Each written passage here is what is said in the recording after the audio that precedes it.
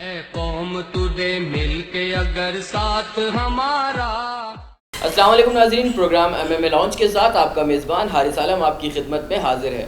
ناظرین کرام، جیسے کہ آپ سب جانتے ہیں، پروگرام MMA لانچ کے اندر ہم آپ کی ملاقات کراتے ہیں MMA سے تعلق رکھنے والے مختلف کینڈیڈیٹ سے اور جانتے ہیں کہ انہوں نے کس طرح MMA کی جدوجہد کا آغاز کیا اور موجودہ الیکشن میں MMA کے پلیٹ فارم سے وہ کیا کیا سرگرمیاں انجام دے رہے ہیں۔ آج ہمارے ساتھ جو مہمان MMA لانچ کے اندر موجود ہیں ان کا نام سیف الدین ایڈوکیٹ ہے۔ سیف الدین ایڈوکیٹ کا تعلق بنیادی طور پر کراچی سے ہے۔ آپ پیشے کے اعتبار سے قانون دان ہیں، زمانہ طالب علمی سے سیاست کا آغاز کرنے والے advocate safe uddin advocate MMA 2002 کا بھی حصہ رہے۔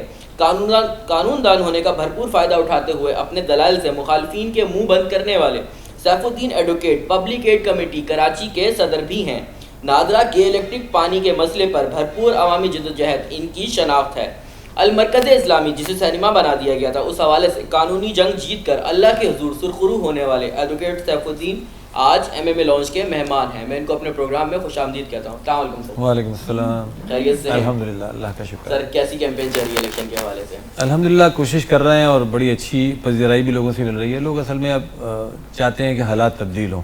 جو صورتحال کراچی میں ایک طویل عرصے سے 30 سال سے یہاں پر ہے، اس سے لوگ اب تنگ آ چکے ہیں اور لوگوں کو اس بات کا اندازہ ہے کہ اگر پرانے ہی لوگوں کو ووٹ ڈالا تو اس کا نتیجہ ظاہر ہے یہی ہوگا کہ یہی صورتحال باقی رہے گی۔ تو الحمدللہ اس حوالے سے اور پھر جو دینی قوتوں کا اتحاد ہوا ہے تو یہ بھی لوگوں کے دل کی ایک آواز تھی جو بڑے عرصے سے لوگ چاہتے تھے کہ دینی قوتیں ایک جگہ ہو جائیں اور باقی جو سیکولر اور لبرل ٹائپ کے لوگ ہیں سو کالڈ، وہ ظاہر ہے کہ ایک ہیں ہی، آلریڈی ایک ہیں، اور ان کا منشور اور مدعا اور مقصد ہمیشہ ایک ہی رہتا ہے۔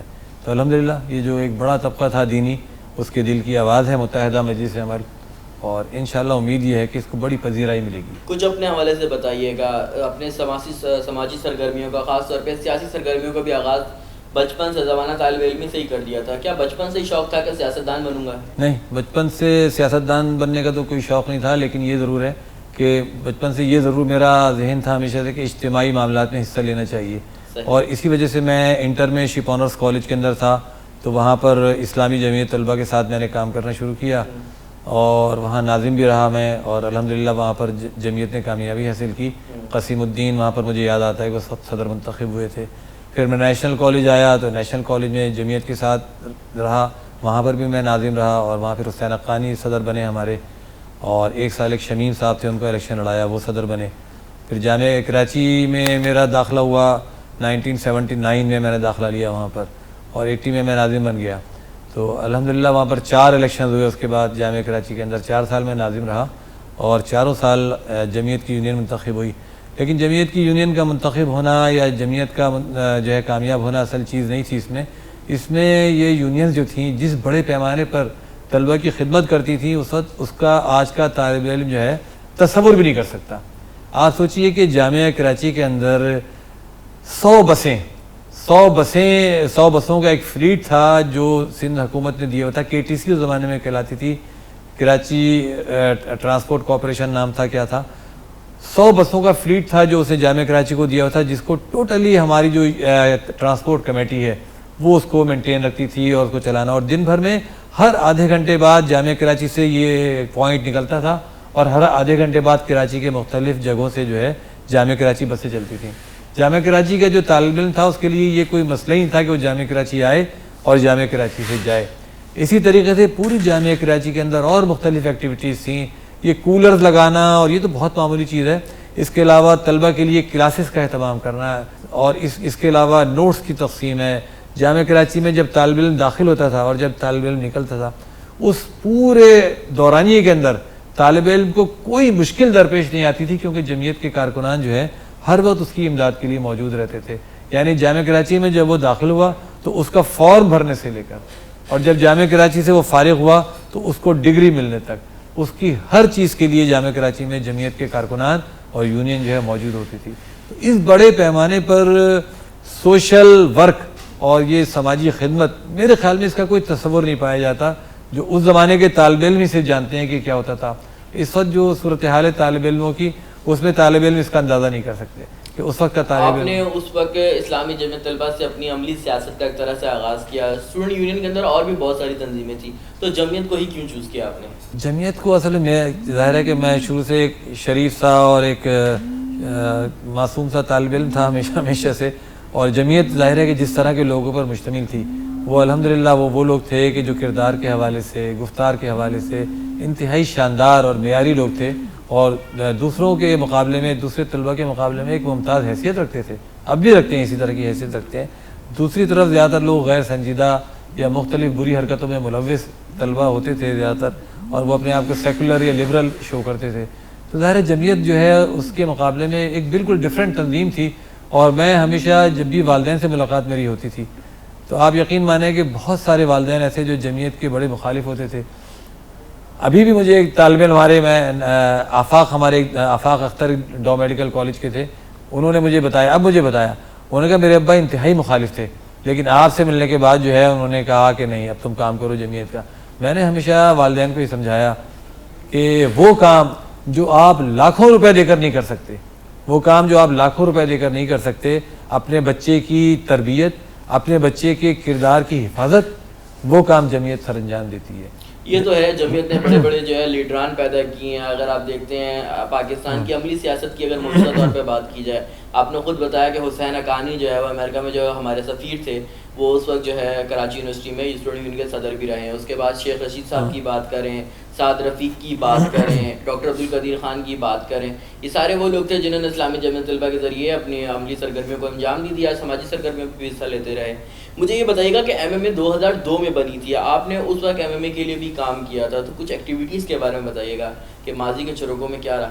2002 میں الحمدللہ ایم ایم اے بنی تھی اور اس کو جس قدر پذیرائی حاصل ہوئی تھی، آپ جیسے کراچی جیسے شہر میں جہاں پر ایم کیو ایم نے قبضہ کیا ہوا تھا، یعنی کس چیز پہ قبضہ نہیں تھا، اس کا سرکاری اداروں پہ قبضہ تھا، پورے الیکشن کے پروسیس پہ قبضہ تھا، پولنگ اسٹیشنز پہ قبضہ تھا، اس تمام قبضے کے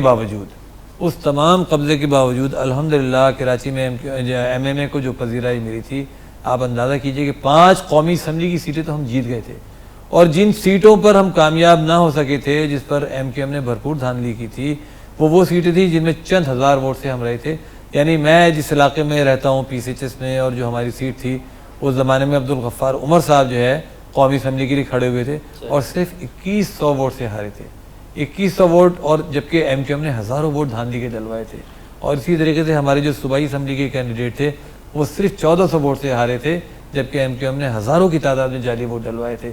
تو جو پذیرائی الحمدللہ ملی تھی اس کا اندازہ شاید اس وقت بمشکل ہم کر پائیں، لیکن اب ایم ایم اے کو جو پذیرائی دوبارہ مل رہی ہے، لوگوں کے دل کی آواز ہے، تو اس سے اندازہ ہوتا ہے کہ لوگ اب تک اسی انتظار میں تھے کہ یہ دوبارہ بننی چاہیے ایم ایم اے، اور بن گئی الحمدللہ۔ سر صاحب کیا جذبات تھے اس وقت؟ پہلی بار دینی جماعتوں کا اتحاد ہوا تھا، کراچی جیسا شہر جس کو کہا جاتا ہے کہ اسلامی تہذیب کا گہوارہ ہے، اس میں ایک سیکولر قوت کو مسلط کیا گیا، پھر اسلامی تنظیموں کا اتحاد آیا، تو کیا جذبات ہوتے تھے اس وقت؟ کیا جوش ہوتا تھا کہ اب ہم یہ کر دکھائیں گے؟ دیکھیں، پاکستان الحمدللہ اسلام کے نام پر بنا، اور پاکستان کی عوام میں اسلام کی جو محبت ہے وہ تمام سیاسی وابستگیوں سے بالاتر ہے، اور الحمدللہ جب بھی دین کا مسئلہ آیا تو لوگوں نے سیاسی وابستگیوں سے بالاتر ہو کر ہمیشہ حمایت کی۔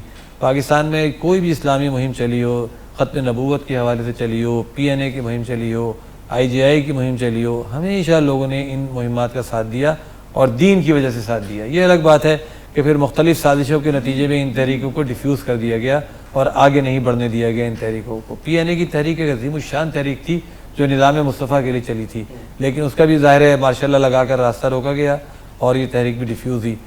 تو لوگوں کے دل کی آواز ہے، پاکستان میں اسلام جو ہے، یہ اسلام اور پاکستان جو ہے یہ اس طرح آپس میں منسلک ہیں اور نتھی ہیں کہ ان کو الگ نہیں کیا جا سکتا، چاہے لوگ کسی بھی سیاسی پارٹی میں چلے جائیں، لیکن الحمدللہ اسلام کا ساتھ جو ہے نہیں چھوٹتا لوگوں کا۔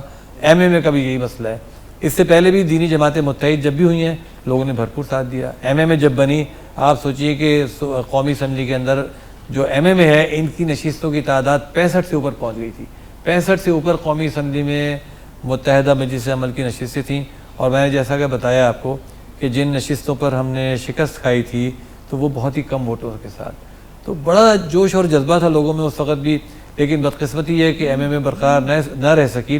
لیکن اب دوبارہ ایم ایم اے بنی ہے، اور ایم ایم اے کو اگر حقیقت میں آپ تجزیہ کریں تو آپ کو محسوس ہوگا کہ ایک طرف تمام وہ سیاسی جماعتیں ہیں جن کے اندر آپ سوچیں کچرا بھرا ہوا ہے، میں کہتا ہوں کچرا، کہ جن پر کرپشن کے الزامات ہیں، اخلاقی طور پر بدترین قسم کے الزامات ہیں، جتنی بھی پارٹی کی قیادتیں ہیں وہ جاگیرداروں پر، سرمایہ داروں پر، لٹیروں پر مشتمل ہیں. اور چاہے آپ کتنے ہی مطلب ایم ایم اے کے خلاف ہوں، لیکن آپ اس بات کو نہیں کہہ سکتے کہ ایم ایم اے کا کوئی بھی لیڈر ایسا ہے کہ جس کے اوپر کرپشن کا کوئی الزام ہے، اخلاقی کوئی الزام ہے اس کے اوپر. پاناما کیس میں کسی کا نام آیا آج تک؟ لوگ لاکھ باتیں کریں لیکن اس بات کا جواب نہیں دے سکتے کہ الحمدللہ ایم ایم اے کی جب حکومت رہی صوبہ سرحد کے اندر جو اب کے پی کے کہلاتا ہے، کرپشن سے پاک حکومت تھی. ایک بھی الزام اس کے اوپر جو ہے کرپشن کا نہیں لگ سکا. جماعت اسلامی اس وقت صوبہ سرحد کے اندر کے پی کے اندر جو ہے شامل تھی اور ہر آدمی اس کی تعریف کرتا ہے. یہاں تک کہ جو وزیر اعلیٰ پرویز خٹک ہیں، انہوں نے بھی جس وقت یہ جماعت اسلامی علیحدہ ہوئی ہے، انہوں نے اس کی تعریف کی، کہا کہ جماعت اسلامی نے ایمانداری کے ساتھ، دیانتداری کے ساتھ بھرپور حصہ اپنا ادا کیا حکومت کے اندر. تو بالاتر ہے، اس بات سے یہ بالاتر ہے یہ ایم ایم اے کے اس پر جو ہے کرپشن کا کوئی الزام لگ سکے. کچھ پریکٹیکل لائف کی بات کرتے ہیں. آپ پیشے کے حساب سے قانون دان ہیں اور آپ کی پریکٹس بھی چلتی رہتی ہے. جماعت اسلامی کے لیے بھی آپ نے بہت سارے کیسز لڑے ہوں گے. میں نے کراچی کے حقوق کے حوالے سے دیکھا آپ کو کئی دفعہ، خود بھی میں نے ایک دو ایکٹیویٹیز میں آپ کے ساتھ حصہ لیا کہ جب آپ کراچی کے لیے پانی کے مسئلے کے اوپر کھڑے ہوئے کہ کراچی میں گندا پانی سپلائی کیا جاتا ہے. اس کے علاوہ ایک جو بہت بڑا مسئلہ ہمارے سامنے آیا تھا وہ مرکز اسلامی کا کیس تھا جس کو غالباً سینما میں تبدیل کر دیا گیا تھا، اور اس کے اوپر میں نے آپ کی ایکٹیویٹیز بھی دیکھی اور آپ کا جذبہ بھی دیکھا، وہ آپ کے جذبات بھی دیکھے تھے کہ کس طرح ایک اسلامی مرکز کو جو وہ آپ نے غلط جگہ کے اوپر تبدیل کر دیا. تو اس کیس کے حوالے سے تھوڑی سی ڈیٹیل دیجیے گا عوام کو اور بتائیے گا کہ وہ کون غلیظ لوگ تھے کہ جنہوں نے یہ حرکت کی تھی اور آج وہ دوبارہ کیا ووٹ مانگنے کے لیے کھڑے ہو گئے ہیں دوبارہ وہی لوگ. اصل میں دیکھیں صورتحال یہ ہے کہ کراچی کو سرزمین بے قانون بنا دیا گیا ہے. صحیح. یعنی ایک پارٹی جس نے قبضہ کر رکھا ہے، بلکہ دو پارٹیوں نے قبضہ کر رکھا ہے. اصل میں کہنا یہ چاہیے پیپلز پارٹی نے بھی قبضہ کیا ہوا ہے. انہوں نے آپس میں حصے داری کی ہوئی ہے. ایک طرف پیپلز پارٹی ہے جس نے قبضہ کیا ہوا ہے. یہ ایک دوسرے کو کرپشن کا لائسنس دیتے ہیں کہ تم بھی کرپشن کرو اور ہمیں بھی کرپشن کرنے دو. باہر کیف. اسی طریقے سے دین کے معاملے میں ان کا جو رویہ ہے وہ انتہائی جارحانہ اور منفی ہے. جو آپ مرکز اسلامی کا ذکر کر رہے ہیں، یہ مرکز اسلامی صدی ہجری کی یادگار کے طور پر عبدالستار افغانی کے دور میں یہ شروع ہوئی تھی عمارت بننی، اور اس کا ماڈل یہ تھا کہ یہ ایک بڑا مرکز اسلامی بنایا جائے گا جس کے اندر آڈیٹوریم ہوگا، لائبریری ہوگی، مسجد ہوگی. یہ ایک یادگار تھی. یہ بننی شروع ہوئی عبدالستار افغانی صاحب کے دور میں، لیکن اس کے بعد بدقسمتی سے جب فاروق ستار صاحب میئر بنے کراچی کے تو انہوں نے اس کام کو روک دیا. ظاہر ہے ان کی اس کے اندر کوئی دلچسپی نہیں تھی. نعمت اللہ خان صاحب جب کراچی کے ناظم بنے تو نعمت اللہ خان صاحب نے اس کو دوبارہ شروع کیا اور سٹی کونسل کراچی نے اس بات کے لیے باقاعدہ قرارداد پاس کی اور منظوری کی کہ یہ اب مرکز قرآن و سنہ کہلائے گا اور مرکز قرآن و سنہ اس میں قائم ہوگا اور قرآن و سنہ اکیڈمی اس کے اندر قائم کی جائے گی. اس کے باقاعدہ بائی لاز تیار کیے گئے، بائی لاز اپروو کیے سٹی گورنمنٹ نے، سٹی کونسل نے ہماری. لیکن نعمت اللہ صاحب کی گورنمنٹ کے جانے کے بعد عجیب و غریب معاملہ انہوں نے شروع کیا کہ وہ مرکز اسلامی جو اسلامی ثقافت کا اور شاعر اسلامی کا ایک عظیم الشان نمونہ تھا، جس کے چاروں طرف قرآنی آیتیں کندہ کی گئی تھیں باہر دیواروں پر، جس کے اندر قرآنی آیتیں کندہ کی گئی تھیں، جس کی پیشانی پر کلمہ طیبہ لکھا گیا تھا، اس کو انہوں نے سنیما بنانے کے لیے ٹھیکے پر دے دیا. اور پھر یہ انہوں نے کیا کہ جتنی قرآنی آیتیں لکھی ہوئی تھیں اس کو فلمی پوسٹر سے رکھ دیا. کلمہ طیبہ جو اس کی پیشانی پر درج تھا اس پر فلمی پوسٹر لگا دیے انہوں نے، اور اس کے اندر انڈین فلمیں دکھائی جانی شروع ہو گئیں. اور ان کا جبر اس قدر تھا کہ محلے کے لوگ اس پہ نہ بول سکے، لوگ بات نہ کر سکے. لیکن ہمارے دل کے اندر یہ چبھن اور کوڑن جو ہے مستقل جاری رہی، اور آخر ہم نے فیصلہ کیا کہ اس پر ہم سپریم کورٹ سے رجوع کریں. ہم نے چیف جسٹس سپریم کورٹ کو خط لکھا اور ان کو اس کی تصاویر پہنچائیں کہ یہ دیکھیں ہو کیا رہا ہے. الحمدللہ اس وقت سپریم کورٹ کے چیف جسٹس نے اس کا نوٹس لیا اور اس کا فیصلہ اس طرح ہوا کہ یہاں پر ایک بینچ بنی ہے کراچی کے اندر، گلدار صاحب اس میں اس کے بینچ کے سربراہ تھے. ان کے سامنے جب یہ کیس آیا اور انہوں نے پوچھا جو لوگ سامنے کھڑے تھے کہ تم نے کلمہ طیبہ کو چھپا دیا، تو انہوں نے کہا جی.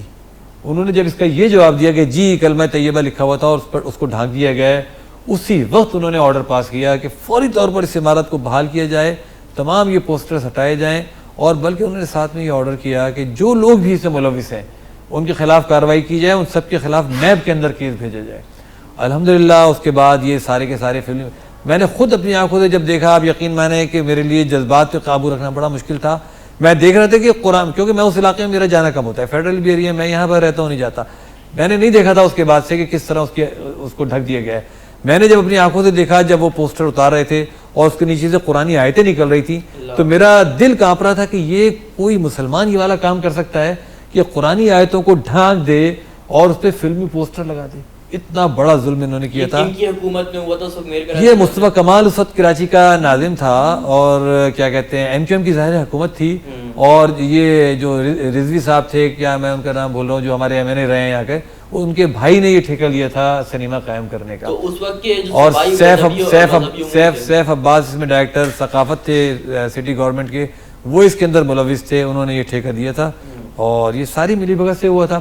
پھر ظاہر ہے کہ جب یہ سپریم کورٹ نے فیصلہ دیا تو پھر ورنہ تو یہ لوگ کنٹیسٹ کر رہے تھے. انہوں نے ایک بہت بڑے وکیل صاحب کی خدمات ہائر کی تھی اس کے اندر سنیما والوں نے کنٹیسٹ کرنے کے لیے، لیکن جب انہوں نے دیکھا کہ سپریم کورٹ کا یہ رویہ ہے تو انہوں نے اسی وقت اپنے آپ کو وڈرا کیا اور سپریم کورٹ میں انہوں نے کہا کہ جی ہم بالکل وڈرا کر رہے ہیں اور ہم نے آج ہی سے جو ہے کے ایم سی کے حوالے کر دیا اور اس کو دوبارہ مرکز. لیکن ابھی بھی بدقسمتی ہے کہ اس وقت وسیم اختر صاحب میئر ہیں اور وہ تمام تر سپریم کورٹ کے آرڈرز کے باوجود انہوں نے بجائے اس کے کہ اس کو مرکز اسلامی میں تبدیل کرتے، اس کو مرکز قرآن و سنہ بناتے، اب انہوں نے کیا کیا ہے کہ اس کے اندر جو ہے ایکسائز اینڈ ٹیکسیشن کا دفتر منتقل کر دیا ہے. ظاہر سے ان کی بدنیتی جو ہے بڑی واضح ظاہر ہوتی ہے، لیکن انشاءاللہ تعالی ہم بھی یہاں بیٹھے ہوئے اور اس کو ہم جو ہے دوبارہ کسی طریقے پر بھی کسی اور کام کے لیے استعمال نہیں ہونے دیں گے انشاءاللہ تعالی. میں جاننا چاہوں گا سیف الدین صاحب، پبلک ایڈ کمیٹی کیا ہے اور اس سے کراچی کے عوام کس طرح فائدہ اٹھا سکتے ہیں؟ دیکھیں پبلک ایڈ کمیٹی تو اس کراچی کی ضرورت ہے. وجہ کیا ہے کہ یعنی آپ یہ دیکھیں کہ کراچی کے اندر بالخصوص، ویسے تو پاکستان میں پورے میں یہی صورتحال ہے، لیکن کراچی کے اندر صورتحال یہ ہے کہ ہمارے جو بنیادی حقوق ہیں وہ ہمیں بھیک کی طرح لینے پڑ رہے ہیں، بھیک کی طرح. یعنی آپ سوچیں پانی کا مسئلہ ہو، کوڑا کرکٹ کی صفائی کا مسئلہ ہو، گٹر کے ایک ڈھکنے کے لیے ہمیں بھیک مانگنی پڑتی ہے. نادرہ کے آفسوں کے باہر آپ جا کر دیکھیں کہ کیا صورتحال ہے کہ خاندان کے خاندان رات کو 3 بجے آ کر وہاں پر بیٹھ جاتے ہیں، 3 بجے، اور ایک ہجوم لگا ہوتا ہے نادرہ کے دفاتر کے باہر. اور وہ جب بیچاروں کی باری آتی ہے 9 بجے دفتر کھلتا ہے تو نادرہ کا اسٹاف پھر ان کو بھگانا شروع کر دیتا ہے. کسی سے کہتا ہے کہ تم اس سینٹر میں چلے جاؤ، کسی بھی کہتا ہے تمہارے پر یہ آبجیکشن ہے. آپ سوچئے کہ پاکستان کا شناختی کارڈ ہماری شناخت ہے، ہم پاکستانی ہیں، ہم شہری ہیں. یہ شناخت تو ہمیں گھر پر بیٹھے ملنی چاہیے. یہ تو حکومت پاکستان کا فرض ہے کہ وہ ہمیں شناخت فراہم کرے. اس کے لیے ہم دھکے کھا رہے ہیں، لائنیں لگا رہے ہیں. یہ گٹر، یہ پانی کے مسائل، یہ پارک، یہ سڑکیں، یہ کوڑا کرکٹ، یہ کوئی مسئلہ ہے جس کے لیے ہم دھکے کھا رہے ہیں اور ہم جو ہے در در پہ جانے پر مجبور ہیں؟ میں آپ کو ایک بات بتاؤں، بڑی اہم بات آپ کے ذہن میں آئے گی کہ نعمت اللہ خان صاحب کے زمانے میں میں 2 مرتبہ یونین کونسل کا ناظم رہا، اور نعمت اللہ صاحب کی ایک ٹیم تھی، 4 رکنی ایک ٹیم تھی ہماری جس میں میں مستقل شامل تھا، مشاورتی ٹیم تھی اس میں. اس موقع پر مجھے پورے کراچی کے حالات کو بخوبی دیکھنے کا بڑا اتفاق ہوا، اور میں نے اس وقت یہ جانا، جس کا یہ بہت بڑا انکشاف تھا میرے لیے بھی تھا. اور میں آپ کو یہ بات بتاتا ہوں کہ جو بھی وسائل میسر ہیں، یہ جو ایک نام نہاد ہمارے یہاں آواز اٹھتی ہے نا کہ جی کراچی کے وسائل ادھر استعمال ہو رہے ہیں، ادھر استعمال ہو رہے ہیں، اس لیے ہم کام نہیں کر پا رہے ہیں. بے شک کراچی کو وسائل کم مل رہے ہیں، بے شک کراچی کی آبادی اور شہر جتنا بڑا ہے اس کے حوالے سے کراچی کے وسائل بہت کم ہیں، لیکن اس کے باوجود جس قدر وسائل میسر ہیں، جو بھی میسر ہیں، وہ اتنے کافی ہیں کہ اگر وہ 5 سال 7 سال لگائے جائیں کراچی کے اوپر، میں آپ کو یقین سے کہتا ہوں کہ یہ گٹر کا مسئلہ، یہ پانی کا مسئلہ، یہ سیوریج کا مسئلہ، یہ سڑکوں پر لائٹوں کا مسئلہ، یہ سڑکوں کا مسئلہ، کوئی مسئلہ نہیں ہے جو باقی ہے. میں الیکشن کے بعد اگر عوام کو کسی بھی مسئلے کا حل چاہیے، پبلک ایڈ کمیٹی سے رابطہ کرے اس مسئلے کو حل کرا سکتے ہیں. دیکھیں پبلک ایڈ کمیٹی تو ایک اختیار ہے، ہمارے پاس اختیار اور اقتدار نہیں ہے. صحیح. ہم نے لیکن یہ چونکہ یہ شہر مظلوموں کا شہر بن گیا ہے تو ہم نے مظلوموں کی آواز بننے کا فیصلہ کیا، اور الحمدللہ اس کے لیے ہم نے، کیونکہ کے الیکٹرک ایک بہت بڑی مافیا ہے اور ایسٹ انڈیا کمپنی کی طرح ہے جس سے پاکستان کی سیاسی پارٹیاں رشوت دیتی ہیں، الیکشن فنڈ حاصل کرتی ہیں. آپ سوچئے جسٹس وجی الدین نے اپنی پارٹی تحریک انصاف پر الزام لگایا کہ انہوں نے اس سے الیکشن فنڈ حاصل کیا. مصطفیٰ کمال نے فاروق ستار پر الزام لگایا کہ انہوں نے ابھی دبئی سے جا کر جو ہے بہت کئی کروڑ روپے حاصل کیے ہیں کے الیکٹرک سے. آپ اندازہ کیجئے کہ یہ سیاسی پارٹیاں، پیپلز پارٹی تو پوری روح رواں ہے اس کو، وہ کون سی اپنی جیب سے دیتی ہے، وہ بھی تو عوام کی جیبوں سے لے کے دیتے ہوں گے نا. لیکن آپ سوچئے کہ ان لوگوں کو خاموش کرنے کے لیے وہ یہ پیسہ ان کو فراہم کرتے ہیں، جس کے نتیجے میں یہ پارٹیاں خاموش رہتی ہیں. اور یہ ساری کی ساری ذمہ داری جماعت اسلامی نے اپنے کندھوں پر اٹھا لی ہے کہ ہم اس مسئلے کو لے کر چلیں گے. الحمدللہ اس کا نتیجہ میں آپ کو بتاتا ہوں. بہت سارے لوگ پوچھتے ہیں اس کا فائدہ کیا ہوا. میں کہتا ہوں کہ اس کا اس قدر فائدہ ہوا ہے جو یہ کے الیکٹرک کے حوالے سے ہم نے مہم چلائی ہے. اگر کے الیکٹرک کے حوالے سے جماعت اسلامی مہم نہ چلاتی تو کے الیکٹرک جو حال اس شہر کا کرتی, جس قدر لوڈ شیڈنگ اس نے کرنے کا منصوبہ بنا رکھا تھا اور جس قدر پلانٹ اس نے اپنے بند کر رکھے تھے اس وجہ سے صرف کہ وہ اس کو گیس پر چلانا چاہتے تھے اور فرنس آئل پر نہیں چلانا چاہتے وہ, کیونکہ وہ مہنگا پڑتا ہے. حالانکہ پیسے وہ فرنس آئل کے حساب سے وصول کرتے ہیں بل ہم سے, ٹھیک ہے نا. تو کراچی کے لوگوں کو اس قدر لوڈ شیڈنگ کا سامنا کرنا پڑتا جس کی انتہا نہیں. اسی طریقے سے یہ جو بلوں میں اضافہ ہے, یہ پہلے کے الیکٹرک کے دفاتر میں عوام کی رسائی نہیں تھی. یہ میں نے دیکھا اس حوالے سے, میں خود فیلڈ میں گیا تو میں نے دیکھا لوگ روتے ہی رہتے تھے دروازوں کے باہر کھڑے ہوئے کہ آپ نے یہ 3-4 لاکھ روپے کا بل بھیج دیا, میں کہاں سے بھروں گا ایک کمرے کا. وہ کہتے تھے آپ جمع کرا دیں, آپ جمع. الحمدللہ ہم اب دعوے کے ساتھ یہ بات کہتے ہیں. برابر میں پبلک ایڈ کا دفتر ہے, اس میں روزانہ ہمارے جو بھی کے الیکٹرک سیل کے لوگ ہیں موجود ہوتے ہیں, اور جس کے بھی اس طرح بل زیادہ آتے ہیں ہم ان کو پیشکش کرتے ہیں, وہ یہاں پر آئیں, ہم ان کا کیس لڑیں گے. الحمدللہ جتنے لوگ یہاں سے جاتے ہیں 90% لوگ وہ ہیں جن کے مسائل حل ہوتے ہیں. اور یہ والا مسئلہ اب ایسا مسئلہ نہیں رہا کہ کسی کا اگر کئی لاکھ کا بل آ جائے تو کہا جائے کہ صاحب آپ کو جمع کرانا پڑے گا. یہ میں دعوے سے کہتا ہوں, اللہ تعالیٰ نے یہ ہمیں کامیابی عطا کی ہے اور یہ مہم ہماری جاری ہے. نادرا کے حوالے سے آپ لوگوں نے ایک سیل قائم کیا تھا, نادرا کے حوالے سے ہم نے سیل قائم کیا. نادرا کے حوالے سے اس قدر مسائل تھے جس کی انتہا نہیں. آپ سوچیے کہ اس مہم کا ہمارا ایک سب سے بڑا فائدہ یہ ہوا کہ چیئرمین عثمان مبین صاحب جو ہیں وہ اسلام آباد سے آئے اور آ کر انہوں نے حیرانگی سے ہم سے پوچھا کہ مسئلہ کیا ہے. میں نے ان کو یہ بتایا, حافظ نعیم صاحب کی قیادت میں ہم نے ملاقات کی تھی, میں نے ان کو یہ بتایا کہ آپ تصور ہی نہیں کر سکتے کہ کیا مسئلہ درپیش ہے. اور میں نے کہا کراچی ایسا شہر ہے جہاں پر ہر چیز کو تعصب کا رنگ چڑھا دیا جاتا ہے. میں نے کہا یہ دیکھیے نادرا جب شناختی کارڈ جاری نہیں کرتا نا تو لوگ اس کو تعصب اور زہر پھیلانے کے لیے استعمال کرتے ہیں. تو ان کو جب ہم نے مسائل بتائے تو انہوں نے کہا کہ ٹھیک ہے میں خود دیکھتا ہوں. اگلے دن انہوں نے ایک سائل کے طور پر اپنے سینٹرز کا دورہ کیا اور خود انہوں نے جو اپنا فارم جمع کرایا وہ ریجیکٹ ہو گیا. بالکل میڈیا میں چیز چلی. اس کے بعد ان کو اندازہ ہوا کہ واقعی جو مسائل ہیں وہ کس طرح ہیں, اور الحمدللہ اس کے بعد نادرا نے ایک نیا ایس او پی مہیا کیا, نیا ایس او پی بھی چلنا شروع ہوا, جس کے نتیجے میں سارے مسائل تو نہیں کہتا حل ہو گئے لیکن 50% مسائل الحمدللہ حل ہو گئے. اور سوائے ان مسائل کے جس میں قانونی تبدیلیوں کی ضرورت ہے وہ مسائل ابھی باقی ہیں, لیکن 50% مسائل ایسے ہیں جو اب ہمارے اپروچ کے اندر آ گئے ہیں. ابھی بھی بہت سارے مسائل ایسے ہیں کہ جس میں نادرا کے اسٹاف کا دخل ہے اور وہ ابھی بھی تنگ کرتا ہے لوگوں کو, ظاہر ہے ان کی ایک عادت بنی ہوئی ہے. لیکن اس کے لیے جو ہمارا سیل قائم ہے, ہمارے طاہر امیر بھائی ہیں, ہمارے قطب بھائی ہیں اور ہمارے شمس الدین مغل صاحب ہیں اور بہت سارے لوگ ہیں جو اس فیلڈ کے اندر کام کر رہے ہیں. آپ نے دیکھا ہوگا کہ یہاں پر ادارہ نور حق کے کمرے میں جگہ کم پڑتی تھی, پھر ہم نے ادارہ نور حق کے صحن میں یہ سیل بنا دیا اور روزانہ سینکڑوں کی تعداد میں لوگ آتے ہیں جن کے مسائل کو ہم حل کرتے ہیں یا ان کو گائیڈ کرتے ہیں کہ کس طریقے سے وہ اپنا مسئلہ حل کرائیں. سر صاحب پانی کے حوالے سے آپ نے ایک دفعہ مجھے کال کر کے بلایا تھا کہ آیا میں آپ کو دکھاتا ہوں کہ کراچی میں پانی کس طرح کا سپلائی کیا جا رہا ہے, جس کے اوپر ہم نے باقاعدہ کام کیا تھا. ریسرچ ورک کے بعد پتہ لگا کہ کراچی میں 90% جو پانی ہے وہ انسانی فضلہ ملا ہوا ہے, اسی سے ہم لوگ وضو کرتے ہیں, اسی سے غسل کرتے ہیں, وہی کھاتے ہیں پکاتے ہیں, اسی سے نہاتے ہیں. اس کے اوپر آپ نے بڑی زبردست کیمپین بھی چلائی تھی اور میرے خیال میں سپریم کورٹ تک آپ گئے تھے, جس کے بعد یہ واٹر کمیشن. آپ یہ جی بالکل آپ یہ دیکھیں کہ جب ہم نے یہ شروع کیا تھا میں نے آپ کو بلایا تھا اور ہم نے فلم بنائی تھی, اس وقت یہ بات آئی نہیں تھی, اس وقت تک سپریم کورٹ کی رپورٹ سامنے نہیں آئی تھی.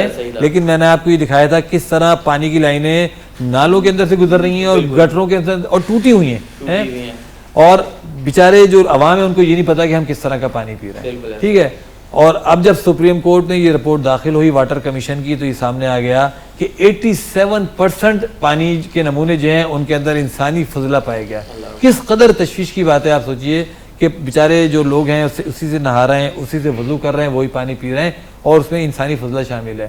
واٹر بورڈ یہ جو مجرمانہ فعل ہے واٹر بورڈ کا, اس پر ابھی ہماری مہم جاری ہے اور میں اس بات کا ارادہ رکھتا ہوں کہ میں کسی طریقے سے اس بات کو طے کراؤں کہ واٹر بورڈ جو ہے اگر یہ کام جاری رکھے گا تو اس پر ان کے اسٹاف کے خلاف FIR کٹنی چاہیے.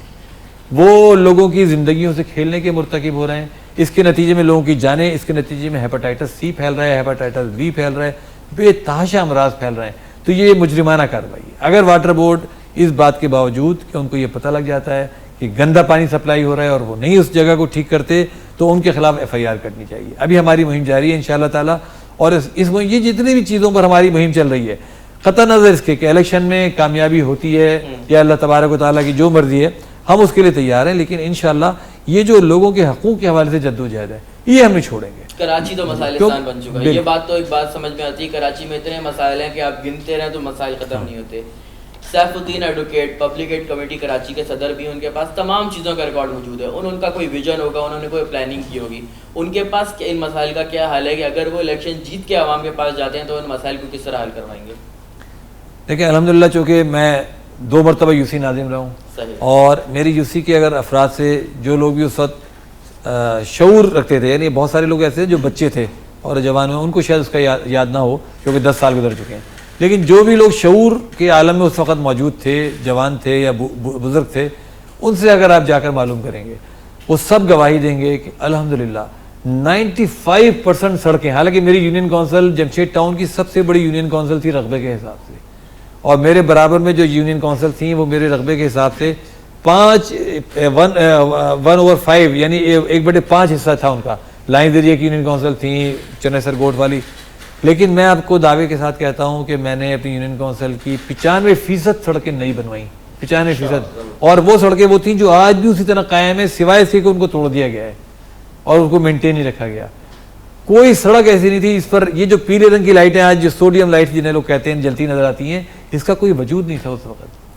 یہ گٹر کا بہنا کوئی تصور نہیں تھا اس بات کا, کیونکہ ہر سال تمام گٹروں کی ہم ڈی سلٹنگ کراتے تھے, صفائی کرواتے تھے گٹروں کی. کوئی سوال نہیں تھا گٹر کا پانی کہیں بہہ جائے, اتفاقاً بہتے تھے لیکن وہ ایک دن سے زیادہ نہیں بہہ سکتے تھے. پانی کا نظام پوری یونین کونسل میں آپ کہیں جا کر معلوم کر لیں, الحمدللہ پوری یونین کونسل میں پورا تو نہیں کہتا لیکن 90% علاقہ ہماری یونین کونسل کا ایسا تھا جہاں پانی پہنچتا تھا. اب دوبارہ لیکن یہ 10 سال کے دوران جو ہے نظام سارا بگاڑ دیا گیا. سڑکیں بھی ٹوٹ چکی ہیں بہت ساری جگہوں پر, گٹر کا پانی مستقل کھڑا ہے, گٹر بہہ رہے ہیں, گٹر کھلے ہوئے ہیں, گٹر کوڑوں کے ڈھیر لگے ہوئے ہیں. پانی کی لائنیں واٹر بورڈ کے اسٹاف نے جگہ جگہ سے اس میں مختلف غلط کنیکشن دے کر مختلف علاقوں کو سپلائی کر کے دوبارہ نظام اچھا بھلا خراب کر دیا ہے. پارکس میرے علاقے میں 14-15 پارکس سے بڑے بڑے, اور ان پارکس میں حال یہ تھا کہ اس میں رات کو ہرنچی غنڈے بیٹھے رہتے تھے اور اس کے قریب سے گزرنا مشکل تھا, لوگ لٹ جاتے تھے اس سے قریب سے. میں اگر آپ کو گنوانا شروع کروں, وہاں سے چنیسر گوٹ کے پاس ہمارا اقصا پارک ہے, ہرمین پارک ہے, گرین بیلٹ پارک کے بہت سارے 14-15 پارک سے, تمام پارکس میں نے بنا دیے تھے. الحمدللہ تمام پارکس مینٹین تھے, لیکن وہ دوبارہ پھر اب اس وقت جو ہے ان پارکس کا عالم یہ ہے کہ وہاں کتے لوٹ رہے ہیں زیادہ تر جگہوں پر, اور وہ دوبارہ اسی حالت میں آ چکے ہیں. 10 سال پہلے آپ نے سب کچھ بنایا تھا, اس کے بعد یہ ساری چیزیں کس کے ہاتھ میں چلی گئی تھی؟ اس کے بعد یہ ساری چیزیں مصطفیٰ کمال صاحب تشریف لائے. یو سی ناظم وہاں کون تھے, ان کا نام عوام کو بھی پتا ہو نا کہ جنہوں نے اس چیز کو بگاڑا ہے وہ دوبارہ ووٹ مانگنے کے لیے ان کے سامنے نہ جائیں. اس میں دیکھیں یو سی ناظم تو اس کے بعد ظاہر ہے کہ ایم کیو ایم کیا ہے. صحیح, ایم کیو ایم کے یو سی ناظم آئے اور انہوں نے جو بھی صورتحال پیدا کی ہے مجھے اس کو بتانے کی ضرورت نہیں ہے. وہ جو ہمارے یونین کونسل کے عوام ہیں وہ خود اپنی آنکھوں سے دیکھ رہے ہیں کہ اس وقت پوری یونین کونسل کا حال کیا ہے. میں کہتا ہوں اچھا حال ہے کہ ہماری یونین میں آپ کو مزیدار بات بتاؤں کہ ہماری جو ہمارے وسیم اختر صاحب جو میئر ہیں انہوں نے, وہ بھی ہماری یونین کونسل کے رہائشی ہیں, ان کا بھی گھر وہیں پر ہے جی. تو دوسرا 2 گھر ہیں ان کے, ایک یہاں رہتے ہیں, ایک ڈیفینس میں ان کا گھر ہے. تو ماشاءاللہ 2 گھر ہیں ان کے, مکان بھی 2 ہیں, گھر بھی 2 ہیں ان کے. تو جی تو انہوں نے ہماری یونین کونسل کو ماڈل یونین کونسل بنانے کا اعلان کیا تھا, ماڈل یونین کونسل. اور ماڈل یونین کونسل وہ تھی جن کو انہوں نے کروڑوں روپے کے فنڈز دیے ہیں, کروڑوں روپے کے فنڈز اپنے طور پر جاری کیے ہیں.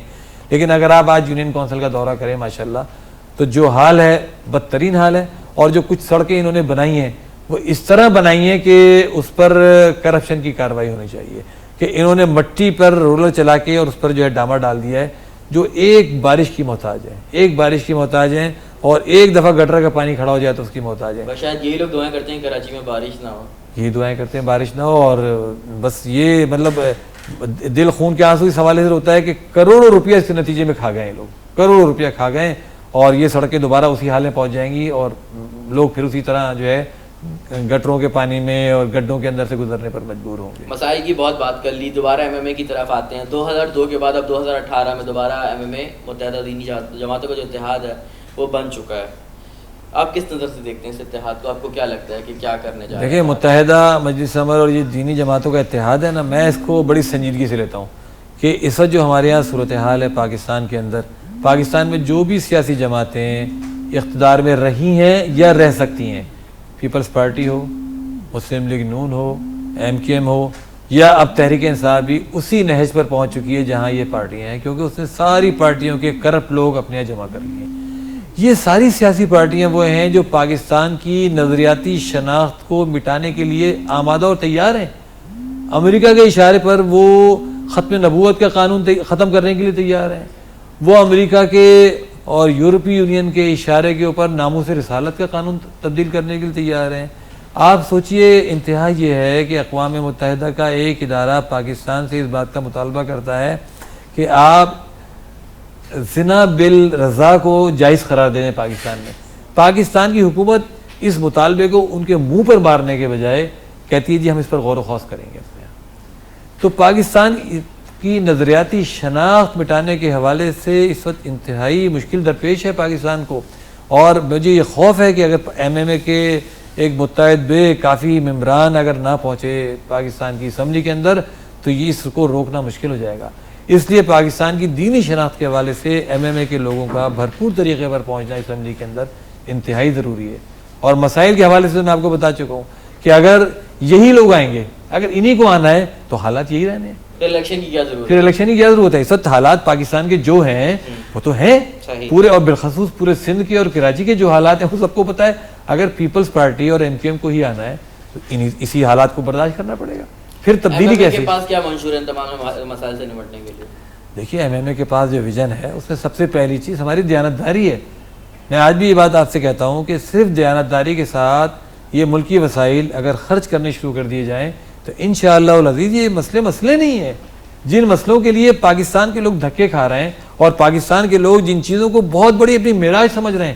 اس وقت عالم یہ ہے کہ کسی کے گھر کے سامنے گٹر بن جائے، گٹر کا ڈھکنا لگ جائے یا سڑک بن جائے تو وہ سمجھتا ہے کہ میری معراج یہی ہے، حالانکہ دنیا کے اندر یہ کوئی مسئلہ نہیں ہے۔ کراچی کے اندر نعمت اللہ خان صاحب کے دور میں اس چیز کو، جہاں بھی ہماری یونین کونسل تھی، ہمارے ناظمین تھے، انہوں نے اس بات کو ثابت کیا کہ 4 سال کے اندر انہوں نے کراچی سے ان مسائل کا خاتمہ کر دیا تھا۔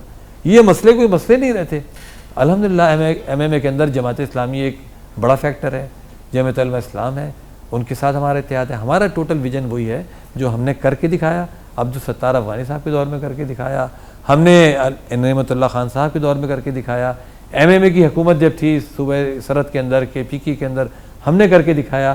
اس وقت صوبہ سرحد کے اندر، کے پی کے اندر جو ہمارا اتحادی حکومت تھی ابھی پچھلی جو ختم ہوئی ہے، 5 سال ہم رہے، الحمدللہ جو بھی وزارتیں ہمارے پاس تھیں اس پر آج کوئی نہ انگلی اٹھا سکتا ہے، بلکہ جو اس کی کارکردگی ہے، یعنی وہ اس کی کارکردگی ایسی ہے کہ اگر ملک کے عوام کے سامنے شاید دیکھیں میڈیا ہمارا ظلم یہ کرتا ہے، میڈیا نے اس وقت تماشا یہ رچا رکھا ہے کہ وہ انتہائی متنازع قسم کی چیزیں اور بیہودہ قسم کے ایشوز کو جو ہے وہ سمجھتا ہے کہ میڈیا کی معراج ہے۔ کنٹروورشل معاملات کو لینا اور چھوٹے چھوٹے اس طرح کے معاملات، سنسنی خیزی پیدا کرنا، یہ لیکن انتہائی پازیٹیو چیز جو ہے وہ ملک کے عوام کے سامنے نہیں لے کر آتا۔ صوبہ سرحد کے اندر، میں گھڑی گھڑی پرانا نام لیتا ہوں اس کا تاکہ لوگوں کو پتہ رہے، کے پی کے اندر جماعت اسلامی کی جو 5 سالہ کارکردگی ہے، اگر وہ عوام کے سامنے لائی جائے تو ماڈل کارکردگی ہے۔ آپ یقین مانیں وہ ماڈل ہے عوام کے سامنے اگر آ جائے کہ کس طریقے سے کے پی کے اندر جماعت اسلامی نے کام کیا۔ اسی میڈیا نے نعمت اللہ صاحب کے کارناموں کو ہائی جیک کروایا، اس کو زبردستی مصطفیٰ کمال کے کھاتے میں ڈالنے کی کوشش کی۔ آپ سوچئے کہ میں نعمت اللہ صاحب کے ساتھ اس تمام پلاننگ میں شامل تھا جو اس شہر کے لیے کی، اور میں خون کے آنسو ہوتا تھا جب یہ میڈیا نے اس کو، اس مصطفیٰ کمال کو ان پروجیکٹس کے اوپر دورہ کرتے ہوئے دکھاتا تھا اور جھوٹ یہ سامنے لاتا تھا کہ مصطفیٰ کمال صاحب یہ پروجیکٹ کروا رہے ہیں، یہ پل بنوا رہے ہیں، فلانی چیز کروا رہے ہیں، اور اس میں سے 99% چیزیں وہ تھیں کہ جو نعمت اللہ صاحب کے دور میں شروع ہوئیں، جن کی پلان کی گئی، جن میں سے اکثر جو ہے تکمیل کے قریب تھیں۔ آپ سوچئے فیڈرل بیریے کے اندر دل کا ہسپتال ہم نے قائم کیا ہے، Karachi institute of heart disease, میں خود اس کے جو اس کا بورڈ تھا اس کا ممبر تھا۔